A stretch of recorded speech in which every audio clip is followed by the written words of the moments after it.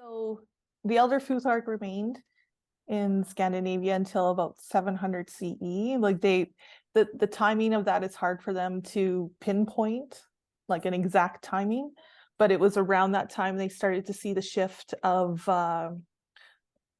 like in the carvings that they have. They date back to around that time of when they had like a blend of runes. So it'd be like the Elder Futhark, and then there'd be a little bit of Younger Futhark scattered amongst it in the carvings. And so this period of time, it lasted no more than 300 years. It was really, really quick.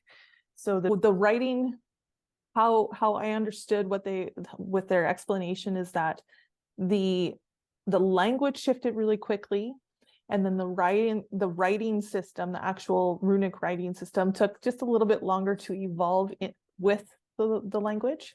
So as they started to learn that there was different sounds and sounds that they no longer used, then in the Elder Futhark, some of it had to be dropped, right?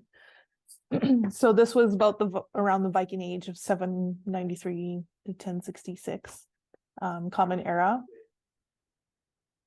And by this time, that transition from it was Northwest Germanic to Old Norse was complete. Yeah. So from this point, it's kind of about 3,500 years ago. Yes. Yeah. So it's kind of like, yeah, it's interesting with language and writing. Mm-hmm. So was it more like the language was abbreviated, do you think? Or was it more just completely, some bits were dropped and a whole new meaning? Well, I think because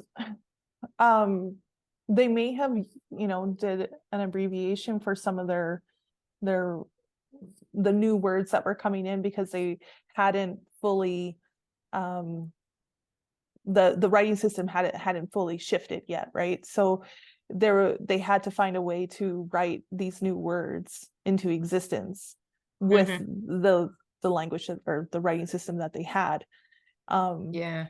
And then as they decided to drop some of the letters or the runes, then they were like, okay, well, it's an interesting thing because some say that the Old Norse language became more extensive than the Germanic language. Like it was much more evolved, or that's not the right way to say it, much more not difficult.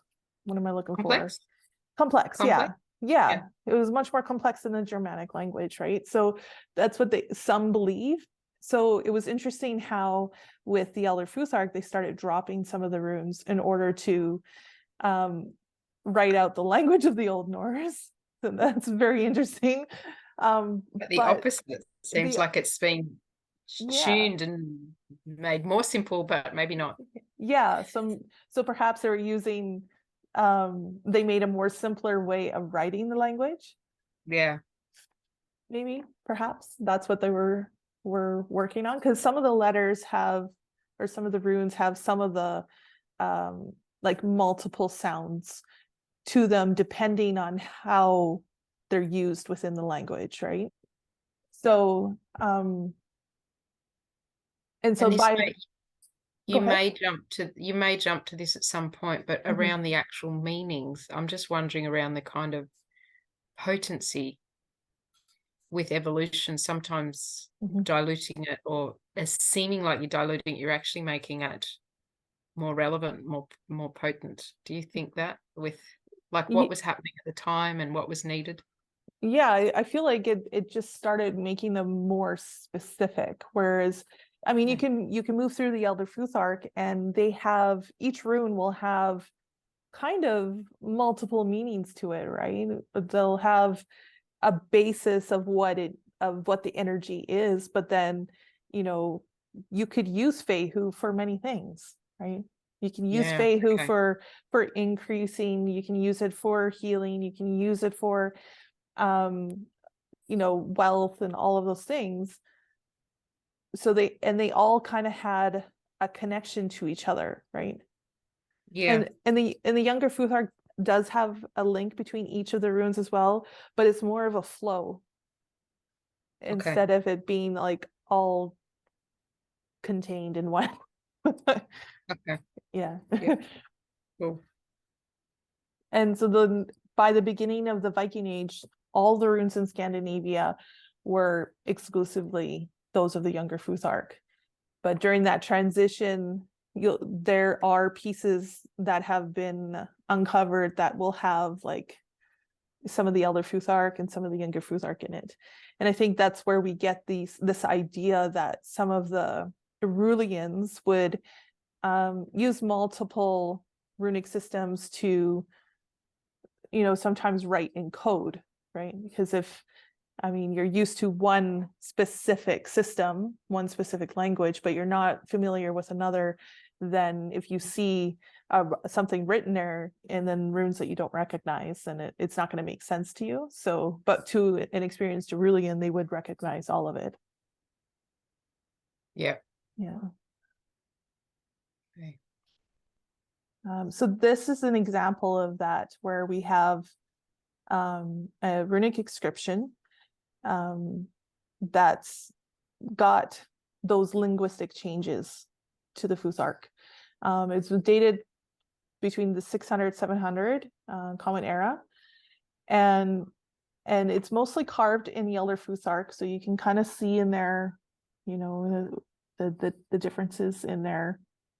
Over here, I don't know if you can see my arrow. Yep. Okay, so over here we have some of the Younger Futhark, and then you have some of the old Elder Futhark in there as well, right? So it's got some early features of the Younger Futhark in it. And the language on this stone matches roughly to Old Norse, and is what one would encounter in the Edict poetry that was written. So that's an interesting concept as well, is that the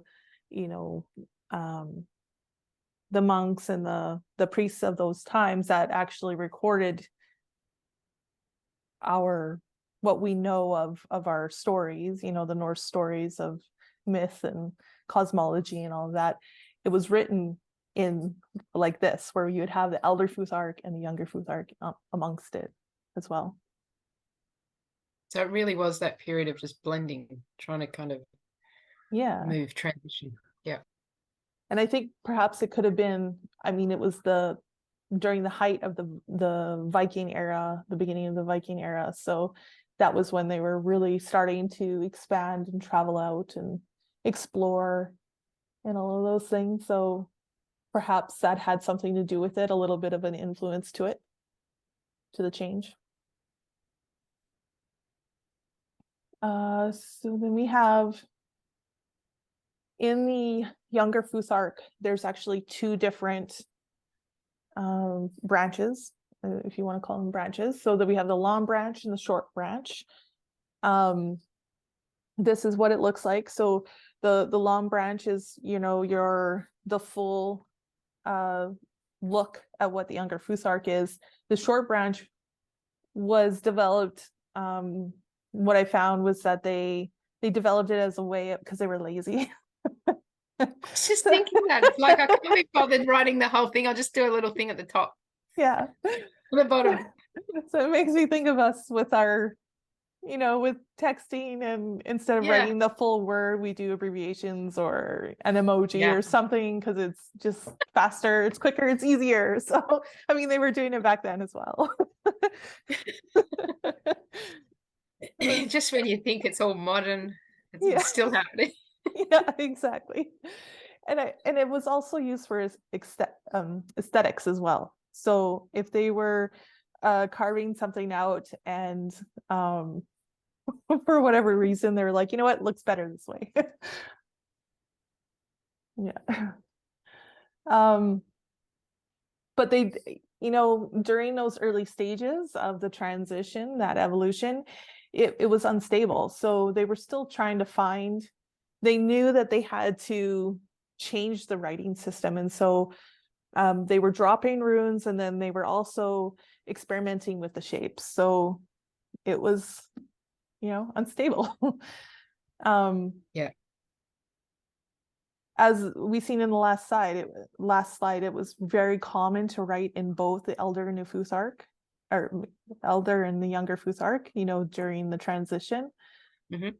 And so another interesting thing is that the long branch runes, the top one here, these ones are referred to as in some sources as the Danish runes, and the short branch runes are sometimes referred to as the Swedish Norwegian runes, which would make sense because, you know, different tribes would have different ways of how they write, you know, different cultures would have their own specific way of writing and all that depending on their dialect. Though most of the long branch runes, inscriptions or carvings that they have found has been in Denmark. Okay. And the short branch runes kind of had, in some sources they call them a fad for the short branch runes, because they became really popular during the late 700s to 900s, kind of around that era, and then they just kind of faded away, and then they just went back to the long branch. So some say it was a fad, you know, some say it was a needed thing during that time. You know, we don't really know what exactly was happening. We have stories and stuff like that, but we don't know the full extent of what was happening during that time for a need for, you know, another shift in the language, right? Mhm. Writing system. What was carved on the stones, how they were carved would be based on the local traditions, the knowledge of it, purpose. Like the Oz rune was also sometimes carved as the Elder Futhark Ansu's rune. So you can find that all over Denmark, right? So that's why the Ansus, I don't have it on here, but Ansus will be used interchangeably. The Elder Futhark version of it will be used interchangeably with the Younger Futhark as Oz. Okay. Yeah. So these stones here, so we have, or well, it's the same stone. We have the front and the back of the rock stone, and these were found in Sweden, and it's carved mainly in the short branch Younger Futhark.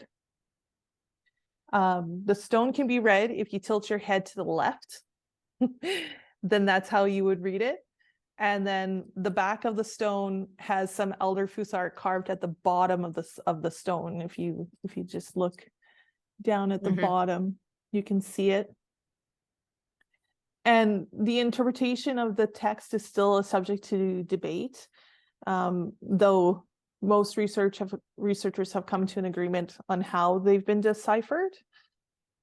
Is believed that the stone is carved with many folk tales in memory of the dead, of a dead son, of, you know, his travels, and just in honor of him. So this one is the Yelling stones.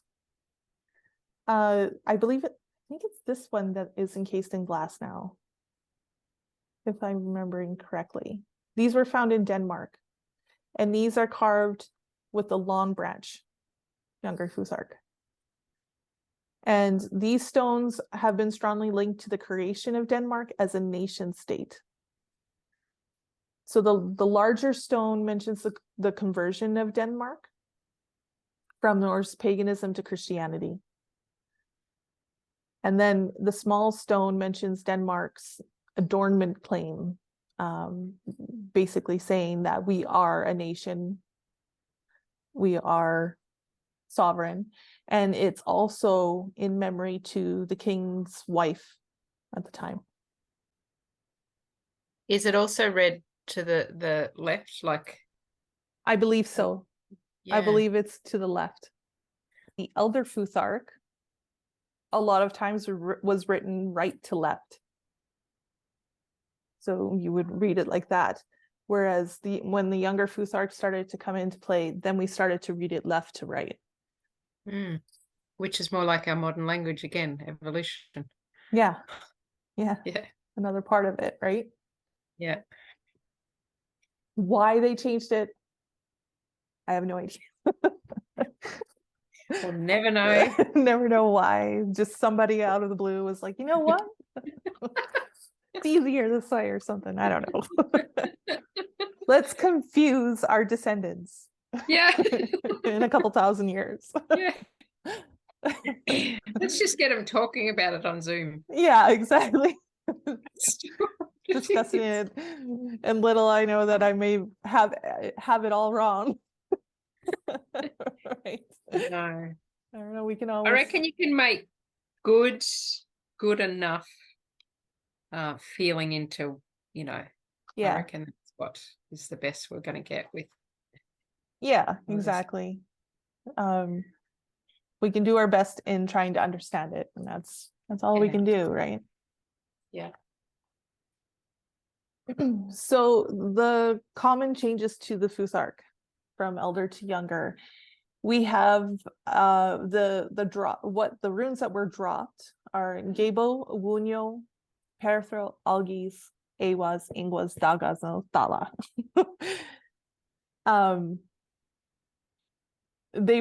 Some runes were dropped entirely, other runes were given new forms, while some retained their original form, and then with either a different meaning or an expanded meaning with it.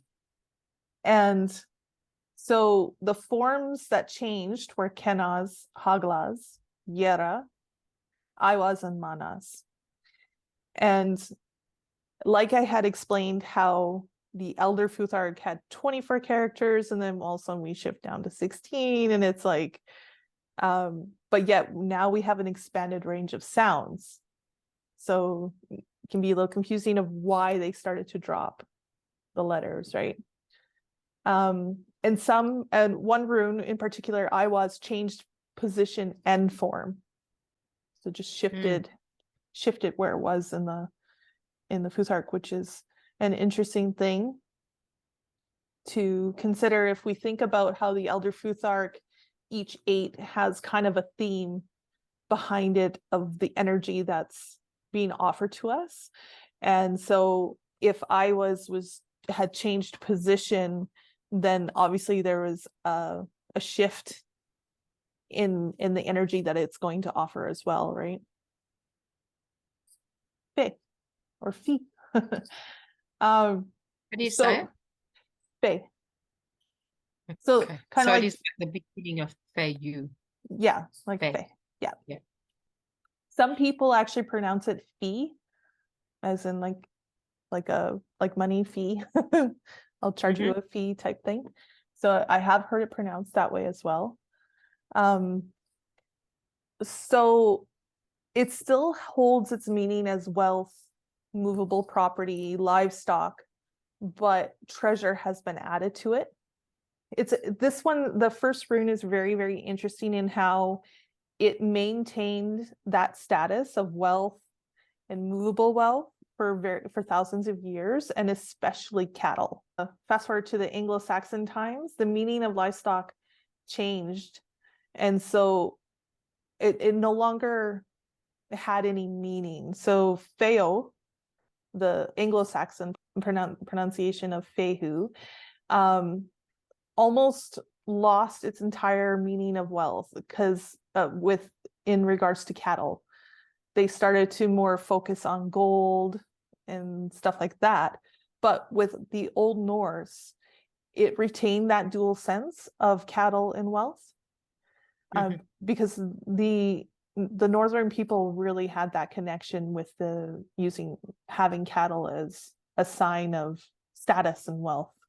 And they would sometimes use this specific word, fe, in the same sentence, but with different meanings, which is an interesting thing as well. Like it still had that meaning of fee if we look for a linguistic definition or term for it, so fee, but it had a dual sense. So it could either represent, in a sentence, it could either represent livestock or treasure.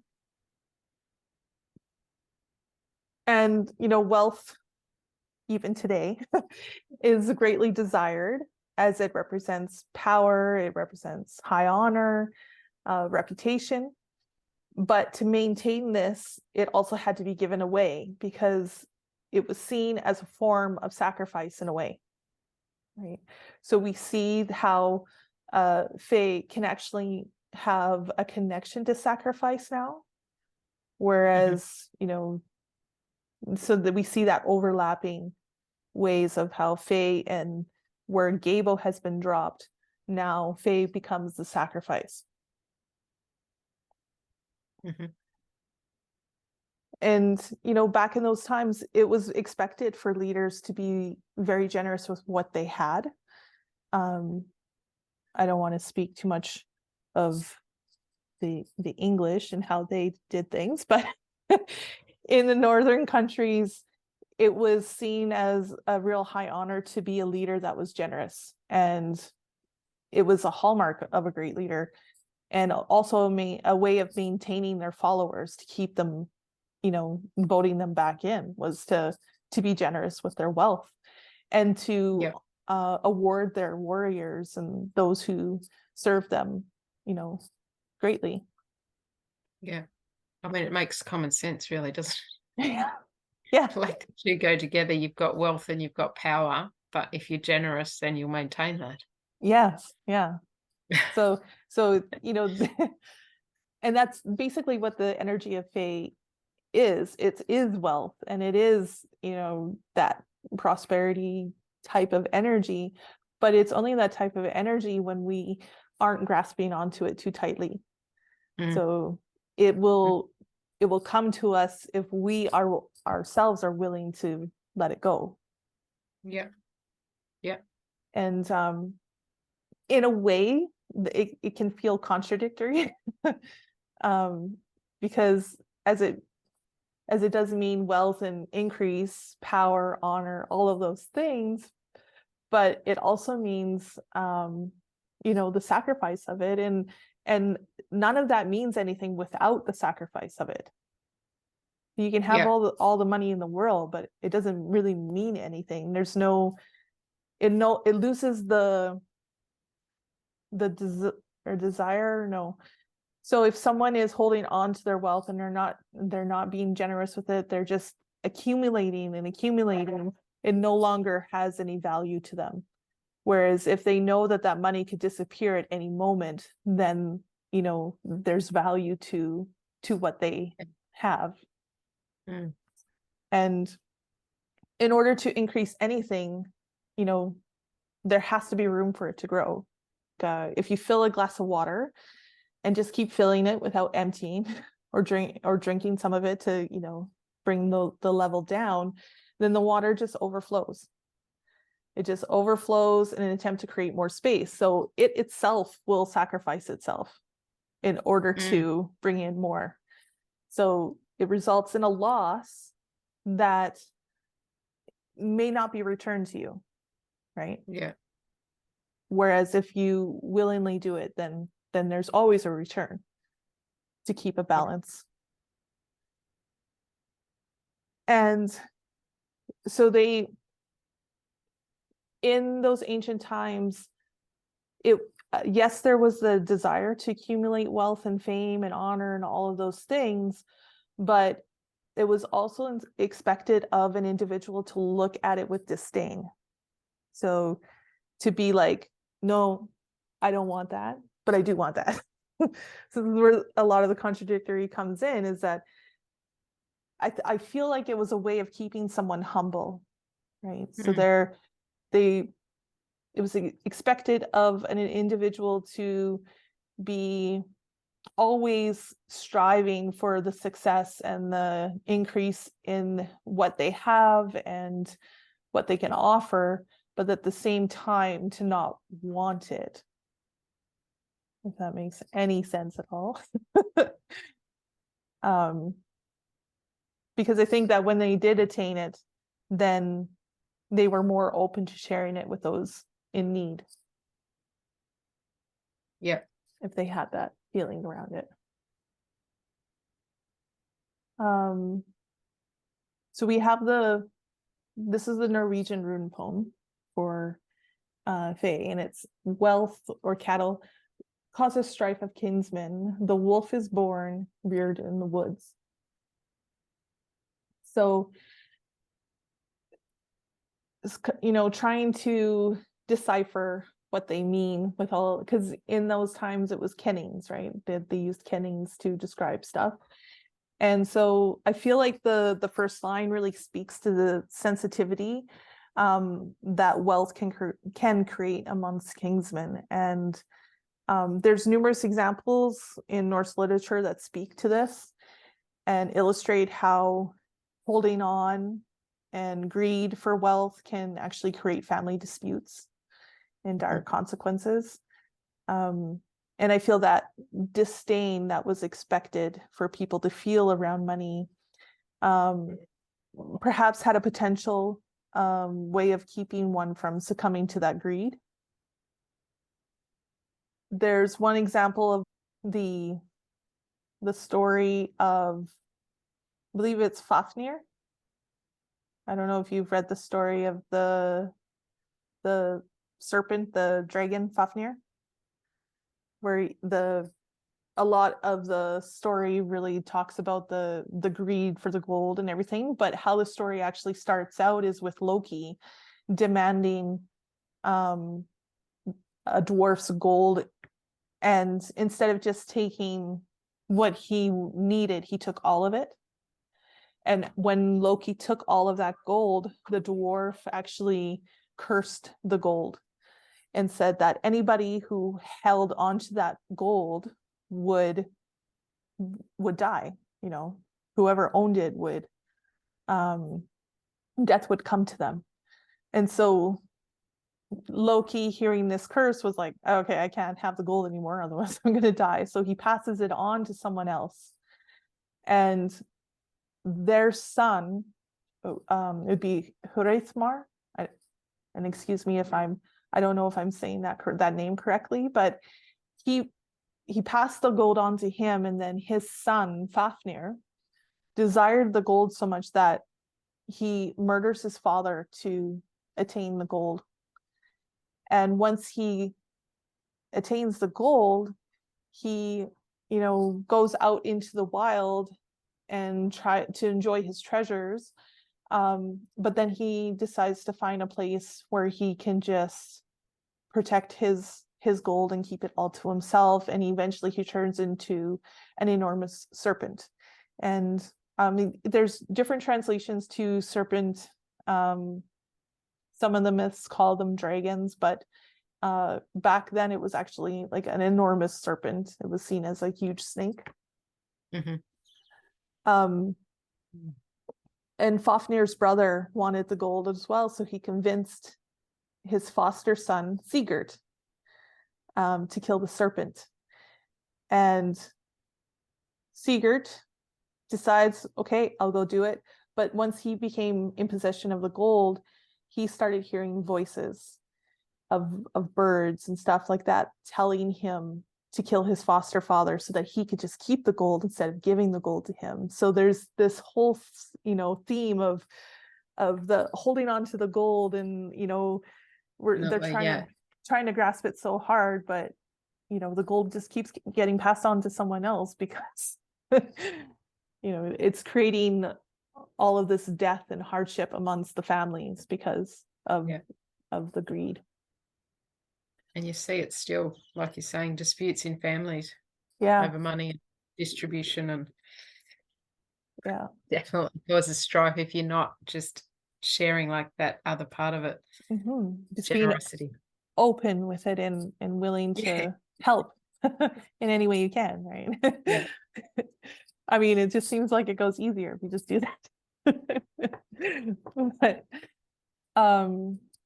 so the second line, you know, the wolf is born, reared in the woods. And so it feels like we got two different meanings here. But to me, they're just trying to explain how, you know, wealth causes the strife among kingsmen, how we just talked about that. But also, so the second line, in ancient times, the forest could be seen as a very dangerous place and also home to the wolf, which was feared, because they could have a potential to be a very savage creature and one that could, you know, devastate your cattle or any herd that you had, any animals that you had. The loss of animals to hungry wolves could greatly affect their wealth and their survival of their family. And if we look at the connection between these two sentences, it shows how disputes among kinsmen creates division and weakness within a family tribe. And then in doing so, thus leaves the family and or tribe vulnerable to attack from outside. So a family, a tribe is stronger when they're united together. But, you know, if things like wealth, money come in and break them apart, then it's easier to pick them off one at a time, right? Yeah. Or I saw it too. It could also be meaning like if the strife's there, you'll see that primal kind of wild thing come out where you're actually going to do more damage. You know, like if it's, you know, when you say, oh, that person turned into a monster, they just no longer were themselves. It's kind of like, that's what I see, that wild ripping it apart further. Yes. Yeah.